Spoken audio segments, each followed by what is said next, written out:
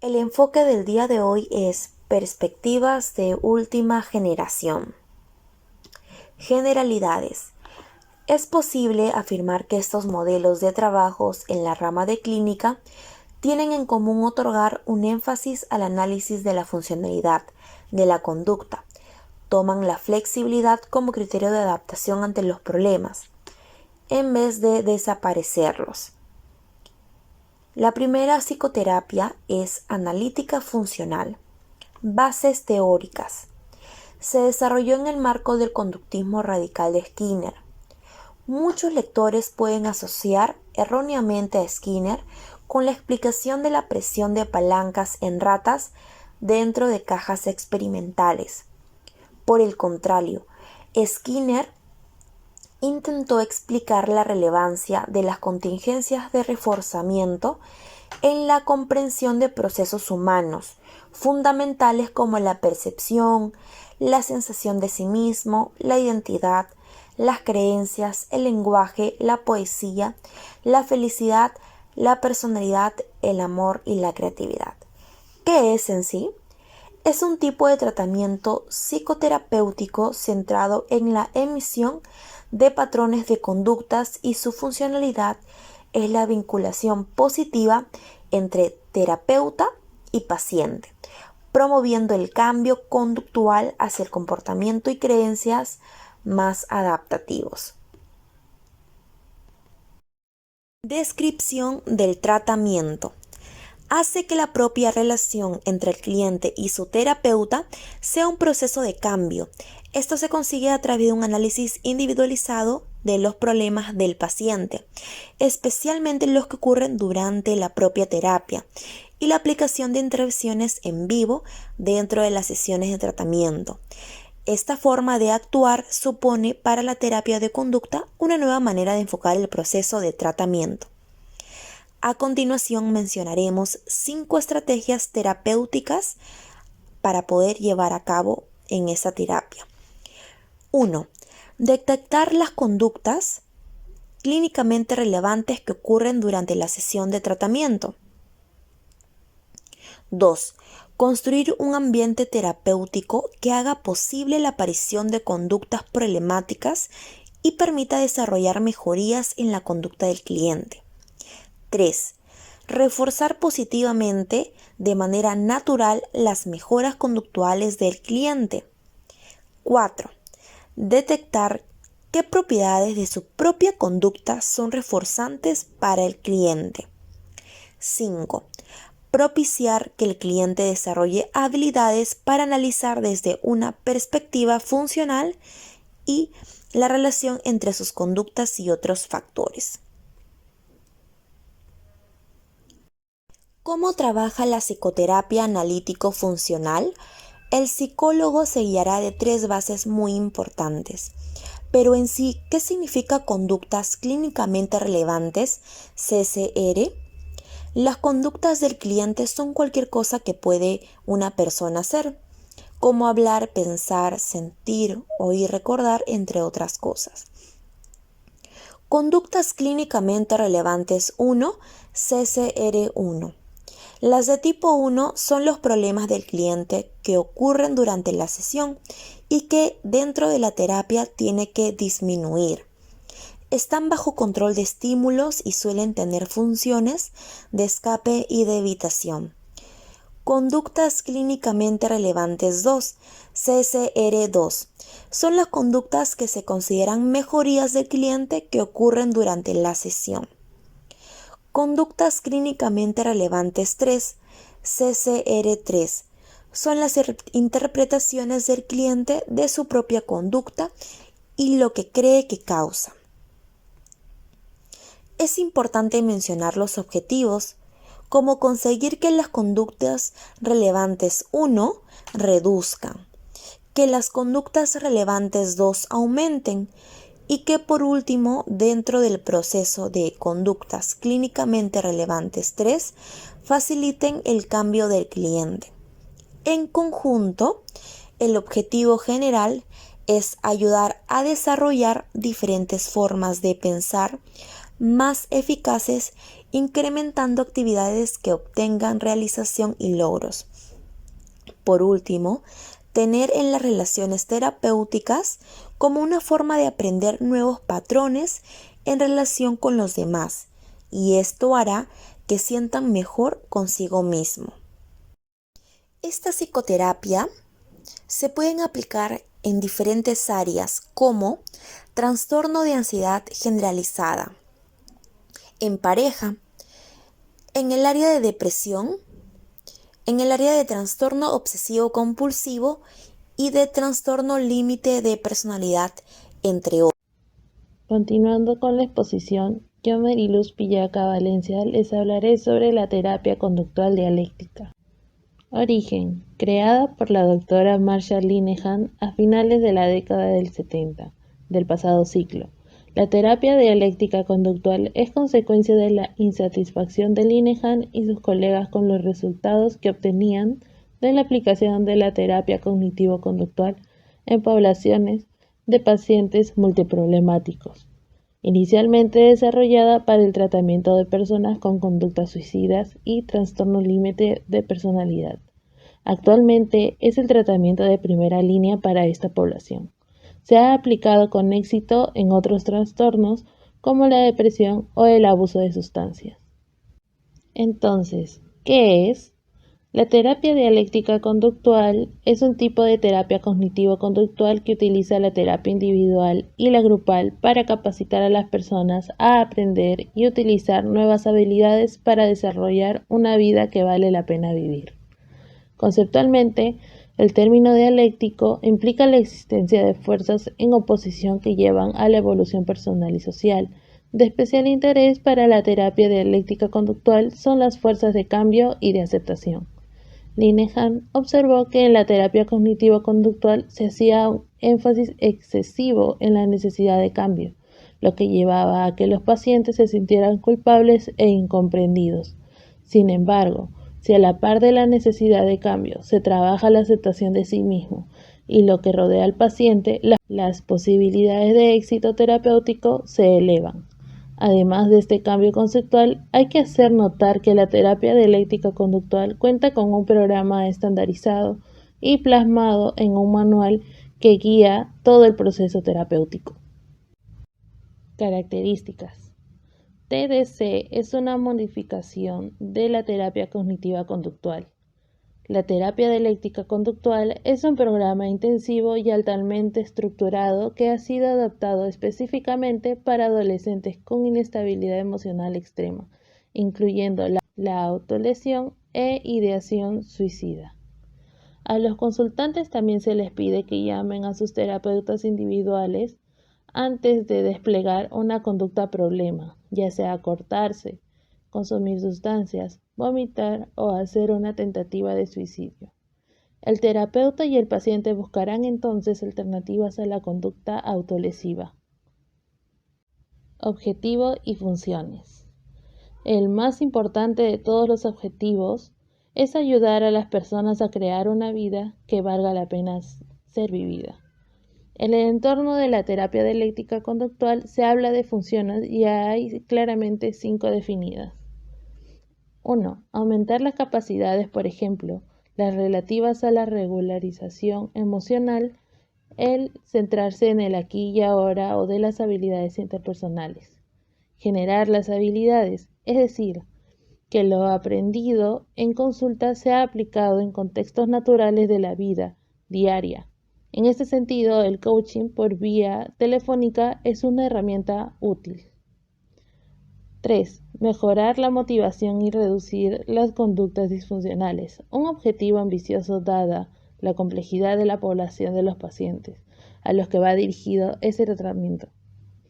Algunas técnicas implementadas en consulta ayudan en ese sentido, por ejemplo, llevar una tarjeta diaria de autorregistro. 4. Mejorar y mantener las capacidades y motivación del terapeuta, que constantemente se ve retado por el desafío profesional que representa una persona con trastorno límite de la personalidad. Para esta función, las reuniones semanales del equipo de terapeutas que se aconsejan son de gran ayuda. 5. Estructurar el ambiente de forma que lo que rodea al paciente contribuya a alcanzar los objetivos terapéuticos y no se convierta en un reforzador de conductas desadaptativas. Síntomas en que se aplica. Las emociones negativas como la vergüenza, la tristeza, el miedo y el enojo son una parte normal de la vida. Sin embargo, algunas personas parecen tener una particular tendencia a representar emociones negativas muy intensas y frecuentes. La terapia dialéctica conductual es un tratamiento especialmente diseñado para individuos que presentan conductas autolesivas como cortarse, pensamientos, deseos o intentos suicidas, problemas alimenticios y uso o abuso de psicofármacos y drogas. Muchos consultantes cumplen criterios para un desorden llamado personalidad límite. No es raro que los individuos diagnosticados con este trastorno también representen otros problemas como la depresión, desorden bipolar, desorden por estrés postraumáticos y ansiedad. A diferencia de la terapia de grupo tradicional, otros grupos de entrenamiento se parecen más a clases durante las cuales se aprenden habilidades como conciencia plena, efectividad interpersonal, regularización de las emociones y tolerancia al malestar. Recuerda que la vulnerabilidad emocional extrema rara vez es la única causa de los problemas psicológicos. La mayoría de las veces, un ambiente invalidante es también causante, generalmente constituido por personas. Invalidante se refiere al fracaso en tratar a una persona de una manera que le transmita atención, respeto y comprensión. Los principios que emplea. La terapia dialéctica conductual es una modificación de la terapia cognitivo-conductual, como ya lo habíamos estado diciendo. Marshall Linehan y su equipo utilizaron técnicas de la terapia cognitivo-conductual estándar, como entrenamiento de habilidades, asignación de tareas, escala de evaluación de tareas y análisis conductual, en resolución de problemas del cliente. Estas técnicas funcionaron para algunas personas y dejaron a otras fuera, por hallarse constantemente enfocadas en el cambio. Los tres fundamentos del TCD son la terapia cognitivo-conductual más la aceptación y dialéctica. Los consultantes en TDC estándar reciben tres modalidades básicas de tratamiento. Primero, terapia individual, después, grupo de habilidades, que se parece mucho a unas clases, y la asistencia telefónica. Terapia integral de pareja. Origen. El abordaje IBCT fue desarrollado por Andrew Christensen y Neil Jacobson durante la década de los 90. De paso, este es el mismo Neil Jacobson que ha estado detrás del resurgimiento de activación conductual. ¿Qué es? IBCT es un modelo que comparte el énfasis en la aceptación y apertura emocional que caracteriza a la mayoría de las terapias de última generación, pero dentro de una pareja en lugar de hacerlo de manera individual. Objetivo: poner énfasis en la aceptación por parte de los miembros de la pareja. Esta aceptación no significa resignación, sino todo lo contrario, tomar las dificultades de la pareja como una vía para incrementar la cercanía entre los miembros. Esto es, que se trata de reenmarcar los problemas de la pareja como un elemento de cohesión capaz de fortalecer la intimidad de la pareja. Características. Es un tipo de intervención psicoterapéutica dirigida a las parejas con perspectiva conductual textual y con amplio soporte científico. El motivo por el cual incluye la palabra integrativa en su denominación es por la búsqueda de la mejora en la pareja mediante la integración de dos vías. Una es la de llevar a cabo cambios concretos para adaptarse al otro. La otra consiste en la ampliación de la aceptación hacia el otro, es decir, se trata de encontrar un equilibrio entre la aceptación y el cambio. A grandes rasgos, hay dos tipos de intervenciones en IBCT: las intervenciones para generar aceptación y las intervenciones para generar cambio. Dentro de cada categoría hay estrategias generales y dentro de cada estrategia hay técnicas específicas. Las intervenciones de aceptación comprenden dos estrategias generales: aceptación enfocada a la intimidad y tolerancia. Proceso de IBCT. Resumido, consiste entonces en lo siguiente. Primero, evaluar y llegar a una formulación compartida e integradora del problema. Segundo, utilizar integrativamente estrategias de aceptación y cambio según la formulación y los análisis funcionales que se van realizando. Tercero, cabe señalar que este proceso sucede necesariamente en un contexto de sensibilidad hacia el malestar y compasión. Tipo de síntomas en que se aplica.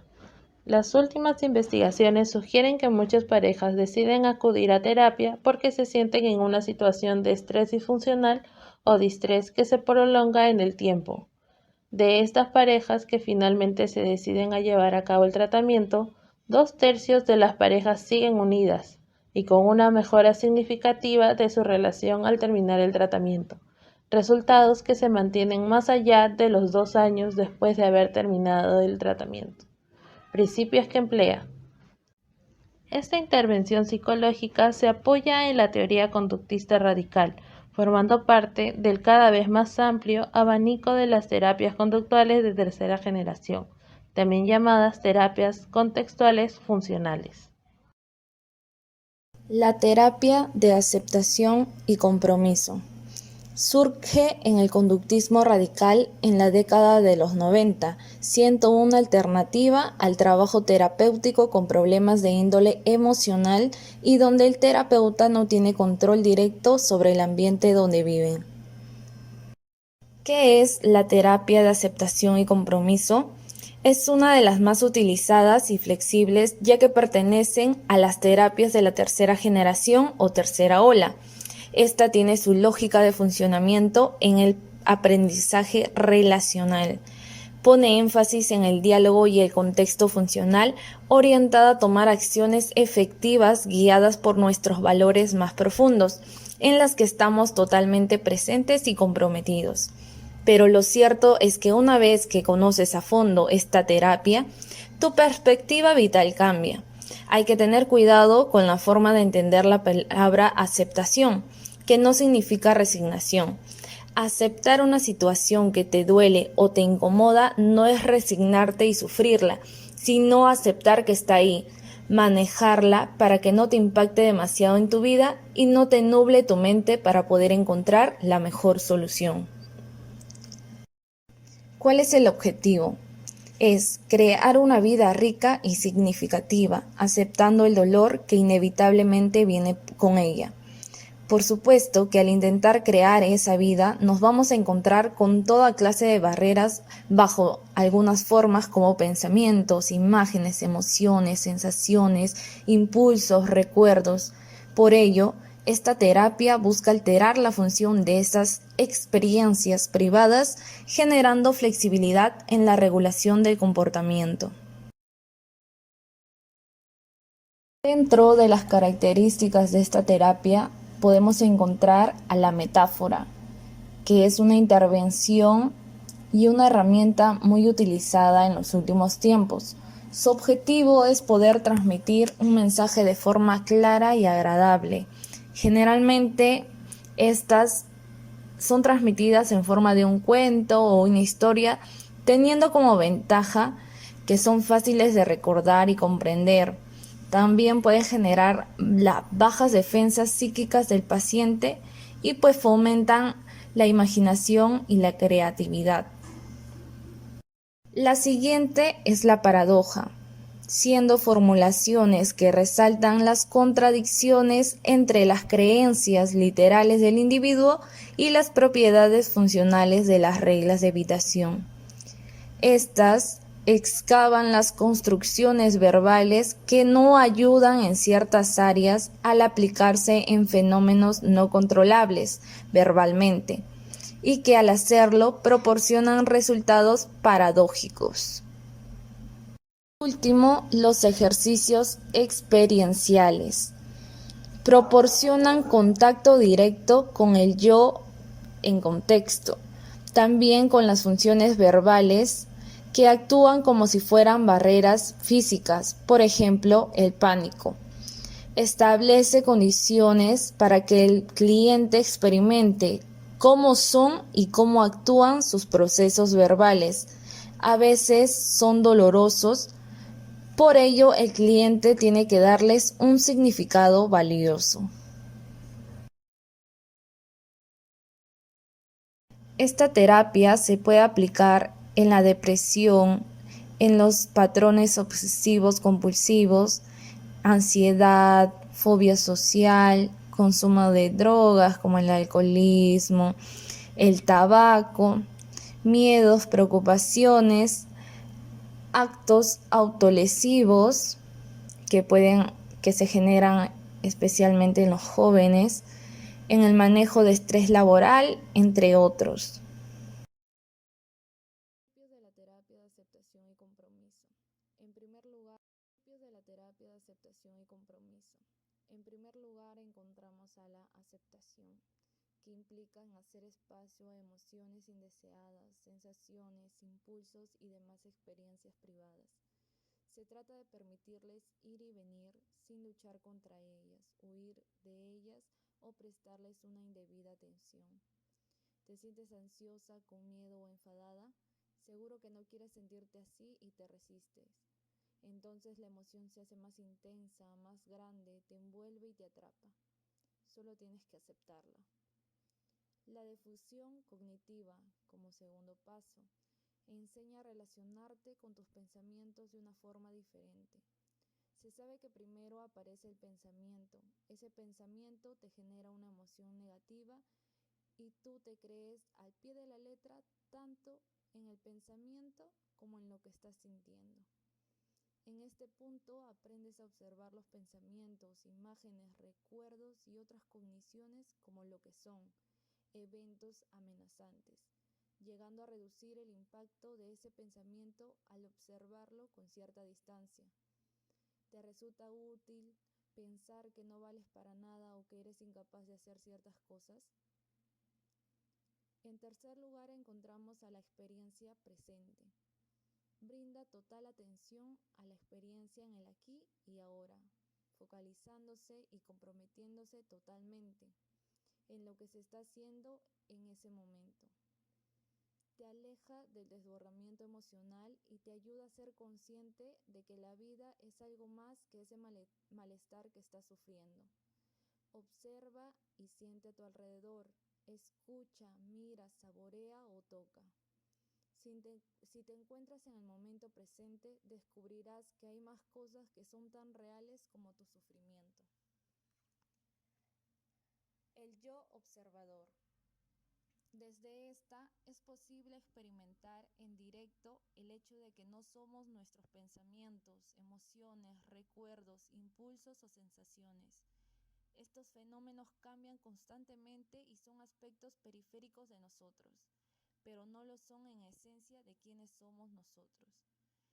Esta parte es fundamental para conseguir hacer la difusión correctamente y así desligarte de tus pensamientos, de tus sensaciones y de tus emociones como si no te estuvieran ocurriendo a ti, como si las estuvieras viendo desde afuera, como un observador.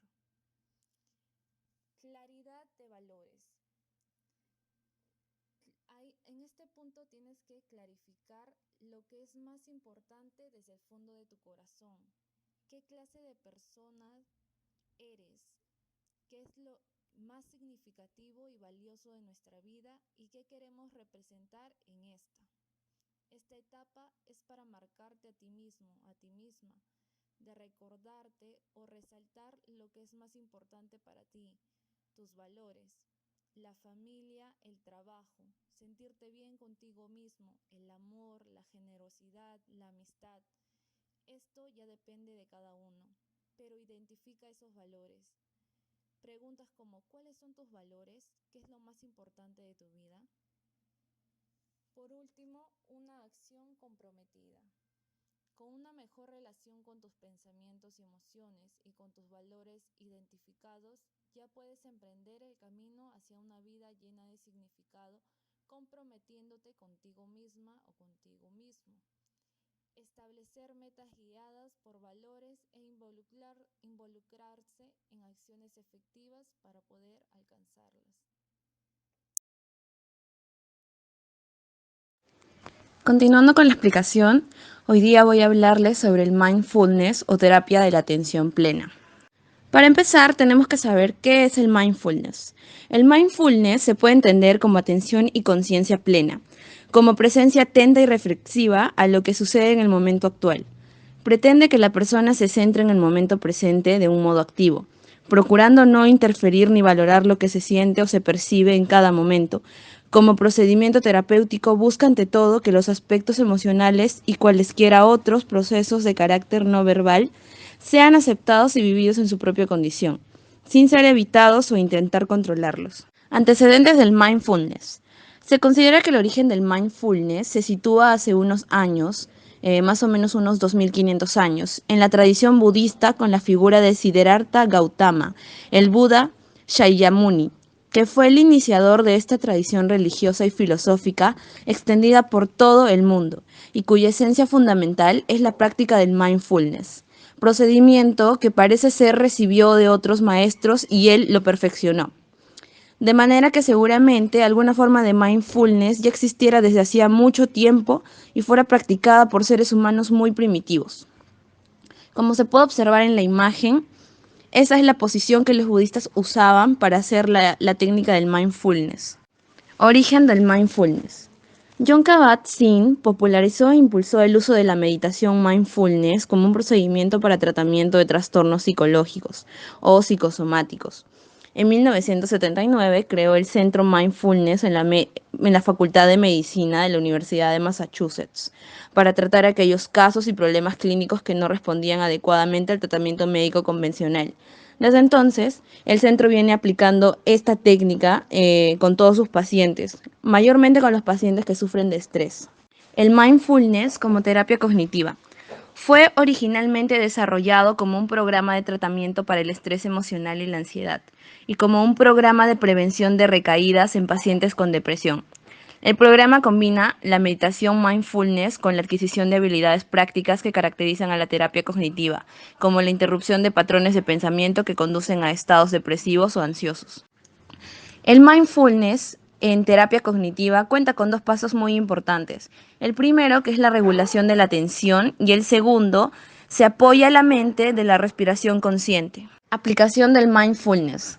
El mindfulness se ha mostrado útil para el tratamiento de distintos fenómenos psicológicos, entre los cuales incluyen problemas emocionales, estrés, trastornos de ansiedad, trastornos de la alimentación, trastornos del estado de ánimo, depresión, trastorno bipolar, etc. El mindfulness como técnica.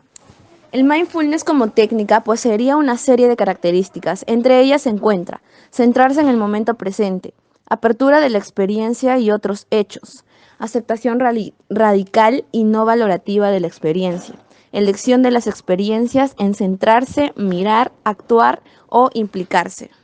Otras variantes de la terapia cognitivo-conductual. Como otras variantes de la terapia cognitivo-conductual, tenemos a las técnicas de exposición, la técnica de la flecha ascendente y la técnica de entrenamiento en autoinstrucciones. Las técnicas de exposición son un tipo de técnicas que se emplean especialmente en los casos de fobias y trastornos de ansiedad. Asimismo, control de impulsos. Se basan en confrontar al paciente al estímulo temido generador de ansiedad hasta que ésta se reduzca. La segunda, técnica de la flecha ascendente. Esta técnica resulta básica en el tratamiento de la mayor parte de trastornos psíquicos, formando parte de casi todas las técnicas cognitivo-conductual.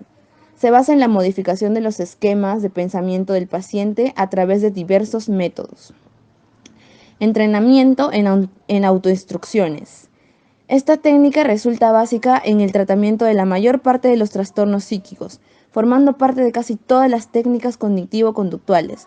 Se basa en la modificación de los esquemas de pensamiento del paciente a través de distintos métodos, identificando los propios patrones de pensamiento y su influencia sobre la vida del paciente, generando juntos una alternativa cognitiva más adaptativa y funcional al problema.